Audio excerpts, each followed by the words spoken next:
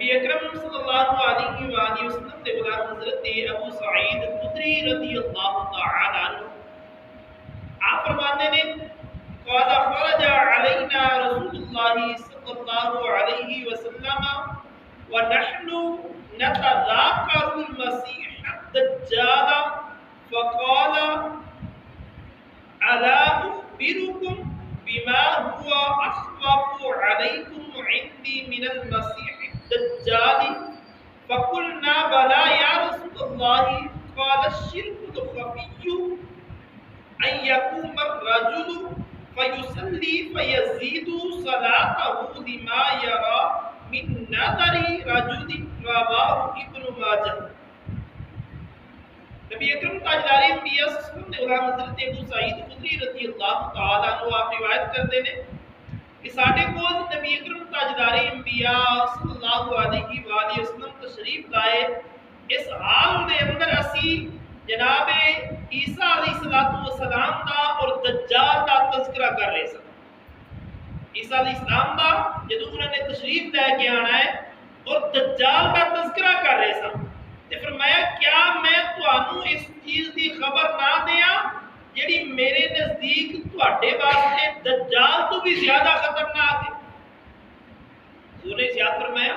میں تانوں ایسی چیز دی خبر نہ دیاں کہ جس کا خطرہ دجال تو بھی زیادہ ہے صحابہ نے عرض کی تھی یا رسول اللہ ارشاد فرمائیے نبی اکرم تاجدار انبیاء صلی اللہ علیہ وسلم نے ارشاد فرمایا وہ خفیہ شرک کے یعنی یہ کہ کوئی شخص نماز پڑھنے واسطے کھڑا ہوئے اور اپنی نماز نو اس واسطے زیادہ کرے کہ کوئی شخص نو ویکھے اور ویکھدا ہی رہے آگے اے بڑا ہی نمازی ہے اے تے بڑے نوافل پڑھدا ہے اے تے بڑیاں لمبیاں رکعتاں کردا ہے نبی اکرم تاجدار انبیاء صلی اللہ علیہ وآلہ وسلم نے غلاموں صحابہ کرام رضوان اللہ تعالی علیہم اجمعین یا تے آقا علیہ السلام دے گھر دے سامنے موجود سن یا مسجد نبوی دے اندر موجود سن اتفاقاً اس طرح اسی عام روٹی نے بیٹھے کسی کا تذکرہ چھڑ جاتا ہے اسی طرح دجال کا تذکرہ ہو رہا سی عیسیٰ علیہ السلام کا تذکرہ ہو رہا سی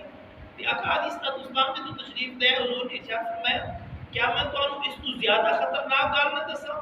خطرناک گل دجال دی بھی ہے لیکن صحابہ کرام رضوان اللہ تعالی علیہم اجمعین تو اس واسطے کیونکہ انہوں نے اس وقت ظاہری دنیا تو پردہ فرما جانا ہے تھوڑے لوگ ہونے نے کہ اس وقت موجود سن انہاں وچوں کسی نے بھی نہیں ہونا فرمایا وہ پتہ نہیں دجال کینے ویکھنا ہے بابا دیر بعد جانا ہے تواڈے وچوں کسی نہیں ہونا لیکن اس وقت جڑا سب تو زیادہ خطرہ ہے نا وہ یہ کہ کوئی شخص اپنی نماز نو اس واسطے لمبا کرے کہ نال والا ویکھے کہ یار یہ بڑیاں لمبیاں نمازاں کر کے پڑھتا ہے اے تے بڑا تہجد گزار ہے اے نیت کر کے وہ نماز تہجد ادا کرے یا نماز نفل ادا کرے تاکہ دوجیاں نو پتہ چل جاوے کہ میں اتنی لمبی نماز کرن واسطے میں اتنی لمبی نماز کر کے پڑھدا نبی اکرم تاجدار انبیاء صلی اللہ علیہ وآلہ وسلم دے غلام حضور نے ارشاد فرمایا اے خفیہ چھپیا ہوا شرک ہے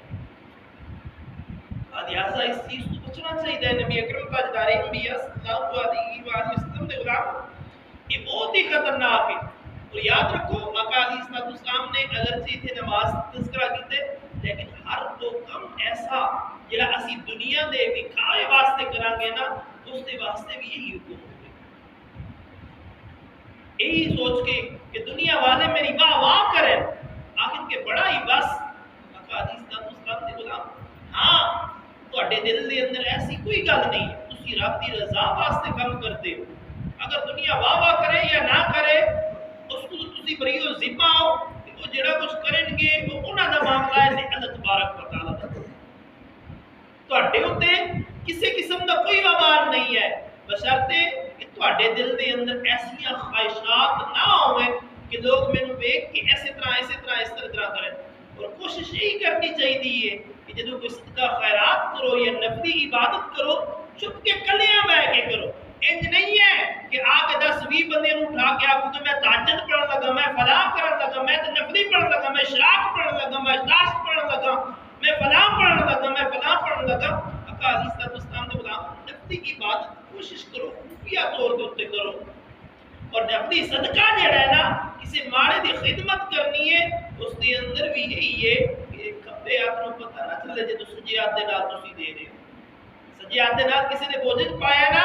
تے کھبے ہاتھ نوں پتہ نہ چلے تاکہ تجھے نوں ویکھ کے تانوں اے نہ آوے کہ لوگ مینوں ویکھن اور آکھن یار اے بڑا خرچ کردا اے تے بڑے پیسے غریباں یتیماں مسکیناں نوں دیندا ہے۔ آقا علیہ السلام دے غلام اگر سے وہ بندے ویکھ ہی لین گے بندے نے تینوں کیا بدلہ دینا ہے؟ بدلہ تے میرے رب نے دینا ہے نا، جزا تے میرے رب نے دینی ہے نا۔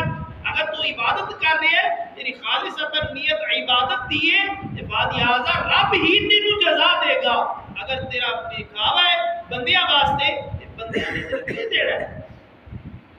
بندے کچھ نہیں دین گے، جزا سزا میرے رب نے دینی، جنت دوزخ میرے رب دی عطا ہے۔ بعد یازا نبی اکرم تاجدار انبیاء صلی اللہ علیہ وآلہ وسلم دے غلام اور فکر کرنا چاہیے ہر معاملے دے اندر، سوچنا چاہیے کوئی بھی گناہ کرن تو پہلے کوئی بھی اسی طرح دا معاملات کرن تو پہلے یہ سوچنا چاہیے کہ میرے رب نو ہر چیز دا علم ہے، میں دنیا کو چھپاں گا یہ دنیا دے اگے کچھ اور ظاہر ہوواں گا آقا علیہ السلام دے غلام، لیکن میرا رب مینوں ویکھ رہا ہے۔ اسی طرح کچھ واعظین بھی موجود نے جنہاں دا یہی ہوندا ہے کہ بس میری ہر جگہ تے بلے بلے ہو جاوے، میری واہ واہ ہو جاوے، اور کچھ ایسے بھی نے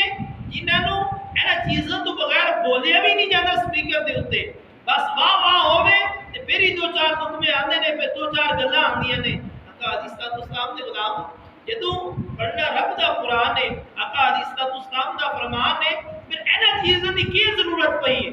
کوئی سبحان اللہ آکھے یا نہ آکھے، کوئی نعرہ لاوے یا نہ لاوے، جدوں اللہ اور اس کے رسول دی گل کرنی ہے پھر اینا چیزاں دی کی ضرورت ہے؟ جدوں رضا ہی رب دی مقصود ہے کہ میں اللہ اور اس کے رسول دا فرمان لوگوں تک پہنچانا ہے، پھر لوگوں کو کی تباہ رکھنا تے کی معاملات کرنے، یہی سوچنا چاہیے کہ میں رب دا قرآن پڑھنا ہے اور رسول اللہ صلی اللہ علیہ وآلہ وسلم دا فرمان پڑھنے، اگر سے میرے کو لوگ خوش ہوئے یا نہ خوش ہوئے پیغام حق دا پہنچانا ہے، اگر یہ نیت طے کے کرے تو یقیناً اللہ بھی راضی ہوتا ہے اور رسول اللہ صلی اللہ علیہ وآلہ وسلم بھی راضی ہوتا ہے۔ اور میرے نبی دا فرمان ہے کہ اگر انسان بندہ کوئی بھی دنیا کو تمبا رکھنا چھڑ دے، لالچ رکھنا چھڑ دے، تو میرا رب ان دنیا دار لوگوں کے سامنے بھی کدی ذلیل نہیں کرتا بلکہ عزت عطا فرماتا ہے۔ لا خالق کی کائنات مالک السماوات سانو مینوں اسی سارے دنیا دے اندر رہتے ہویا فکر آخرت رکھنے دی توفیق عطا فرمائے۔ وما علینا الا البلاغ۔